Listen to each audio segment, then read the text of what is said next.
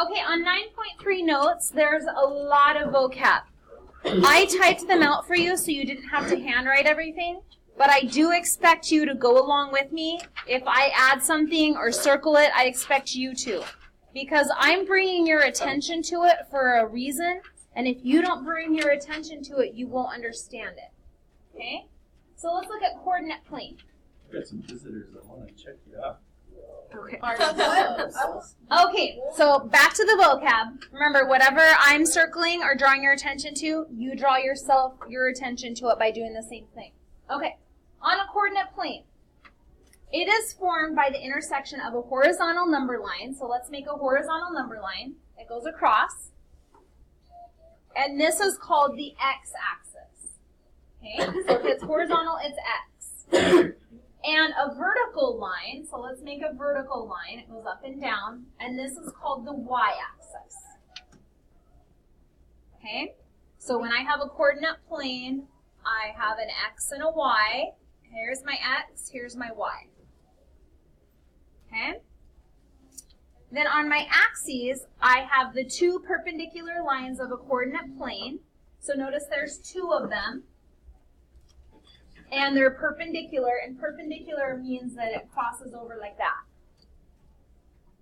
And they intersect at the origin. And by the way, this right here, where they intersect, that's the origin. Okay?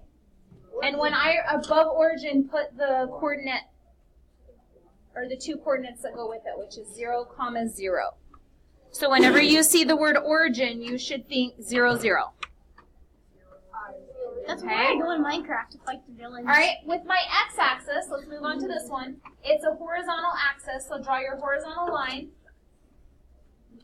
And it's the horizontal line on that coordinate plane. The y-axis, draw your vertical line. There's my y. Okay, so this one's x, this one's y. Okay, next up we have quadrants. Circle the word 4, or the number 4. There's 4 regions that are formed when I draw these lines. So notice I'm going to draw my lines. Here's my x, here's my y, and I'm going to have 4 quadrants. This is 1, 2, 3, 4. And I want you to notice I'm going counterclockwise. And I'm going to write these down in Roman numerals. Are you ready? Here's 1 as a Roman numeral. It looks like an I. Here's 2 as a Roman numeral. Here's 3. I remember this one. And then on 4, here's what I want you to know about Roman numerals. You put a V, which stands for 5. And then if you put a 1 in front of it, it subtracts it. So that makes a 4. And with Roman numerals, you should put a bar on the top and a bar on the bottom. Okay, excellent. All right, so we have our quadrants. Now let's go to origin. This is the point where the x and the y divide the coordinate plane, and so it makes point 0, 0. We call that ground zero. That's our starting point. We always start at 0, 0. I call that spawn. Okay? On coordinates, these are the numbers of an ordered pair. And let's make an ordered pair. Do you remember these ordered pairs are parentheses with a comma in between them? Like, slow down. 5, 4. Okay. So we have parentheses on either side, and then a number from the x, comma, a number from the y. And all of these items are interrelated. They're all connected. Okay? So let's go to our x-coordinate. It's the first number in this ordered pair. So if I have my ordered pair like this, here's my x. It's the first one. And it tells the distance that I'm going to move left or right from the origin. So remember, I always said we start at 0, and if I go to the left or the right, that will be my x number. Okay? For my y, it's going to be my second number in my ordered pair. So let's do our ordered pair, and this one is y. And this helps me to move up or down. Up or down.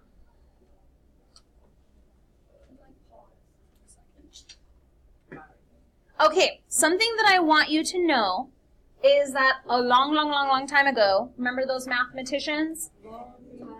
We've talked about them before. They got together and they said, which one are we going to have come first? Because everybody needs to follow the same rules, the same pattern.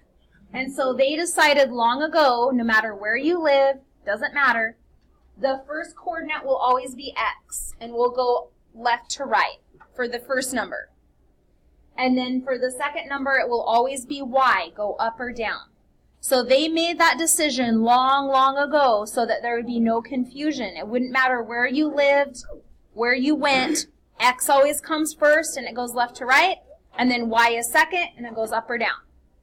Okay? We've done this before. The only thing that's going to be different now is before we only stayed within quadrant 1 and quadrant 2. You didn't even see this lower part of 3 and 4. But today we're going to move on and we're going to be going into quadrants 3 and 4 so that we can get into negative numbers. That's what's going to be different. That's it. Yes. Okay, we kind of drew this up above, but I want to draw your attention to we have our coordinate plane. This is called a coordinate plane. Okay? So when they say on the coordinate plane, this is what they're talking about. The grid. Okay? The grid. And a coordinate plane will have an x-axis and a y-axis. That's what creates the coordinate plane. Okay? And remember, I go counterclockwise when I look at my coordinate plane. Quadrant 1, then quadrant 2, then quadrant 3, then quadrant 4. Right here in the center is ground 0. This is where I always begin at 0, 0. Right in the middle is 0, 0. If I go to the left, I'm going to negative numbers. If I go to the right, I'm going to positive numbers.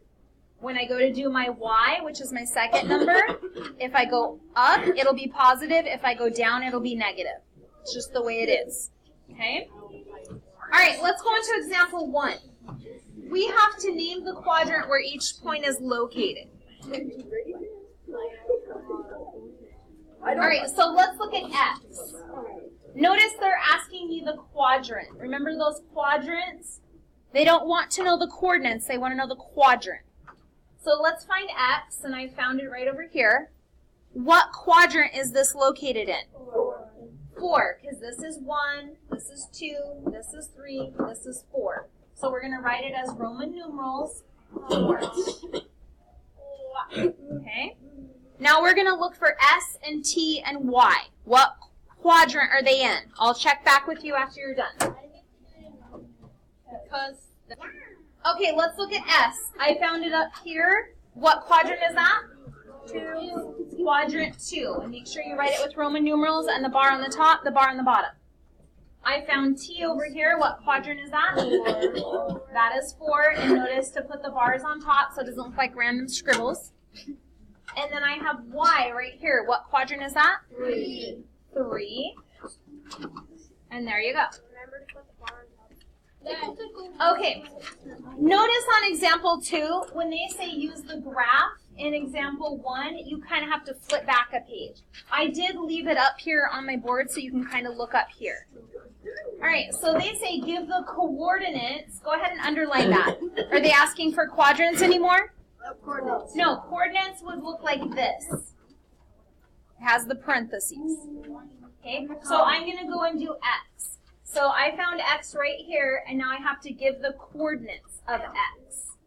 So from the origin, remember I start right in the middle at 0, 0. X is blank units right. 1, 2, 3, 4 units right. And 1 unit down. So now I'm going to have to give my coordinates. I went 4 to the right, which is positive, so I can put a positive 4, which is just 4. And then I went down 1, which is negative 1, so negative 1 is my y. Remember, I go x first, then y, every single time. All right, so now I'm going to use this coordinate grid to the right to do the next section. I won't need. Okay, so I'm going to be using this coordinate grid over here, this coordinate plane, to do the following points. And notice it says give the coordinates. So put parentheses with a comma in between it above that.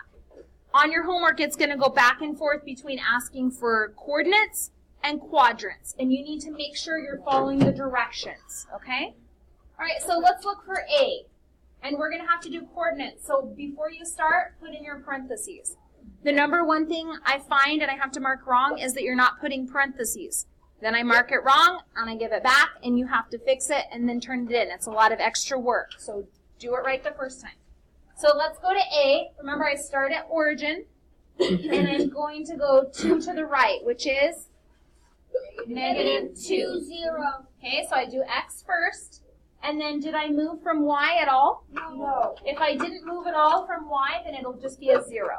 Okay, go ahead. Let's put in our parentheses again. And let's go to U. So I start at 0, 0 again at my origin. And I'm going to go over my X left or right. Am I going to move at all? 0. No.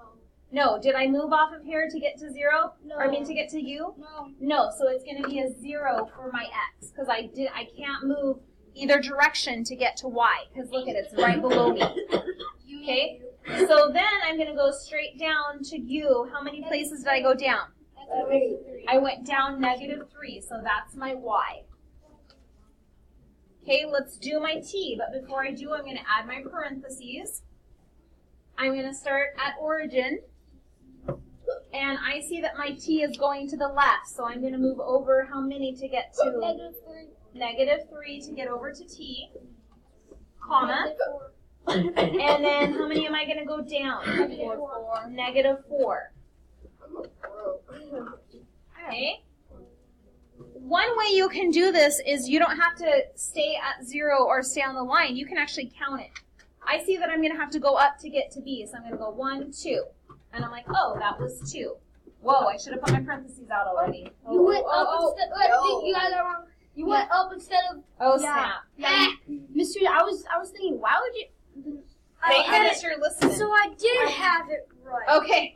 Yeah, I same. want to come back to I here. got 1, 2 instead of 2, 1. Yeah, that's what I got. Okay, And put then your she- and then I parentheses erased it and put first. it down. And then we just go first. By the way, that is a common error alert. Did you see how easy it is to happen? Okay. So I have to go across first. And how many did I go across? 1, 2. 1. So let's put down 1. And then I'm going to go up 1, 2. And now I'm at 1, 2 there. Okay, let's go to our next section. We're going to switch it up and graph them now. Okay, so notice now it says to graph. So be looking for those keywords. Graph.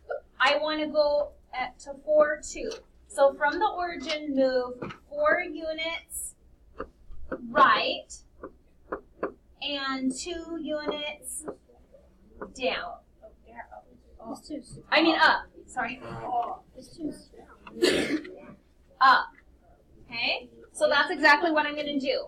I'm going to go 4 to the right and then 2 up. Put in my dot right on the crosshairs. And I'm going to label it V because it said to label it V. What do you notice about number 1? It's also the same. So I'm also going to label this V and N because it has two letters at the same point. Please graph E, R, and D and check back with me. 1 minute. Okay, so let's check the folks that graph these. So I'm going to go -1 and then -4. So I'm going to go over -1, down to -4, and I see an E. Perfect, and it's right on the crosshairs. This one is excellent. Let's go to R. It says 0, so I'm not going to move from 0. And then I'm going to go down to -3, and I have an R. Excellent. And then I'm going to go to 0 again and stay there, and then go up to 4, and I have a D. Nice work. Okay, so now you're good to go on to your check it out. Here's what you need to know. Go to example 1 on the first page, and they want the quadrant. Not the coordinate, the quadrant. Do it now. 15 seconds. Okay, when you went to the front, you should have found out that it was quadrant 4. Quadrant 4. Right here, quadrant 4. I can subscribe.